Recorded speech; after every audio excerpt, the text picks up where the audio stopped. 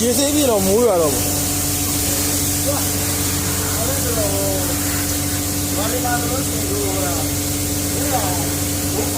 လူတကဟိုလူတွေပါဆွဲရတယ် မာရီမာတို့လည်းမိုးရွာကြည့်လို့ရှင်ဘာလို့လုံဆွဲကြငါကောက်မှတို့ sorry စံကရေးသေးလို့မိုးတန်းရွာ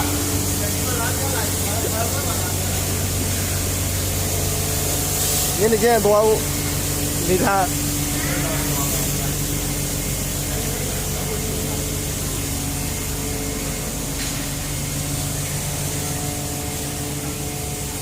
တော့ပါကြည့်ဒါမွဲကြည့်တာလေတော့ပြောပါမွဲအဲရသေးတယ်